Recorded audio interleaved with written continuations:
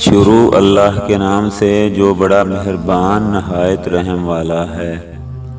کسی دیہات میں ایک بیوہ عورت رہا کرتی تھی۔ اس کے شوہر کا کسی حادثے میں انتقال ہو گیا تھا۔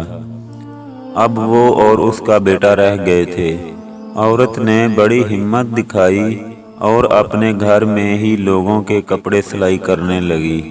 دن رات محنت کر کے اس نے اپنے بیٹے کو پالا اور اسے اچھی تعلیم دلائی، اور پھر ایک دن آ ہی گیا کہ اس کے بیٹے کو اچھی نوکری مل گئی۔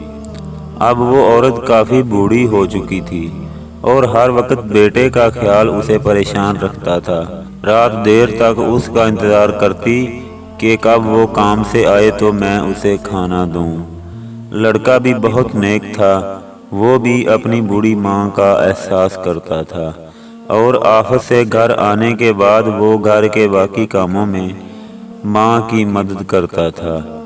ایک دن اس کی ماں نے سوچا کہ مجھے اب اپنے بیٹے کی شادی کر دینی چاہیے۔ گویا اس نے ایک نیک سیرت لڑکی کی تلاش شروع کر دی۔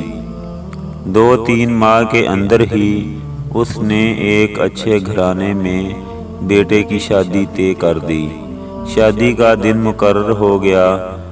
اس عورت نے اپنی تمام عمر کی کمائی میں سے جو بھی جمع پونجی کر رکھی تھی، ان پیسوں سے اس عورت نے اپنی بہو کے لیے کپڑے اور زیور خرید لیے اور اپنے چند مہمانوں کے ہمراہ اپنے بیٹے کی بارات لے کر لڑکی والوں کے ہاں پہنچی۔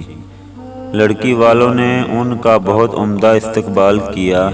نکاح ہو گیا اور سب مہمان کھانا کھانے لگ گئے۔ وہ عورت اپنے بیٹے کے پاس بیٹھی تھی کہ اسٹیج پر دلہن کی آمد ہوئی۔ دلہن نے صوفے پر بیٹھتے ساتھ ہی لڑکے سے آہستہ آواز میں کہا کہ میرا ایک کام کر دیں گے؟ لڑکے نے تعجب سے پوچھا کہ کون سا کام؟ دلہن نہایت سلیقے سے بولی کہ اپنی ماں سے کہہ دو کہ اسٹیج پر سے جا کر کہیں اور بیٹھ جائے، اس لیے کہ مجھے اچھا نہیں لگتا کہ وہ میرے پاس بیٹھی رہیں۔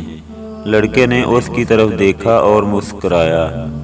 لڑکا اسٹیج سے نیچے اترا اور سبھی مہمانوں کو مخاطب کر کے کہنے لگا، میں اپنی ماں کو بیچنا چاہتا ہوں، کیونکہ میری بیوی کو یہ اچھا نہیں لگ رہا کہ میری ماں اس کے ساتھ بیٹھی رہے۔ میری ماں کو کون خریدے گا؟ اتنا کہہ کر وہ رونے لگا اور اپنی جیب سے انگوٹھی نکال کر لڑکی کے حوالے کر دی اور رشتہ وہیں توڑ دیا۔ اور اس کے بعد وہ کہنے لگا کہ میں آج جو کچھ بھی ہوں اپنی ماں کی وجہ سے ہوں، مجھے اپنی ماں کے علاوہ کچھ نہیں چاہیے۔ یہ سب دیکھ کر محفل میں موجود ایک صاحب کھڑے ہوئے اور کہنے لگے، میں ابھی اس نیک سیرت لڑکے کے ساتھ اپنی بیٹی کا نکاح کرتا ہوں۔ اس طرح اس نوجوان نے دنیا بھی کما لی اور جنت بھی کما لی۔ اس کہانی کا یہ سبق ہے کہ کچھ رشتے ہمارے لیے اللہ تعالیٰ نے منتخب کر رکھے ہوتے ہیں، جن کا ہمیں احترام کرنا چاہیے۔ اگر یہ بات درست ہے کہ رشتے آسمانوں پر بنتے ہیں، تو یہ بات بھی 100% درست ہے کہ وہ رشتے 2 لوگوں کے نہیں بلکہ 2 خاندانوں کے ہوتے ہیں۔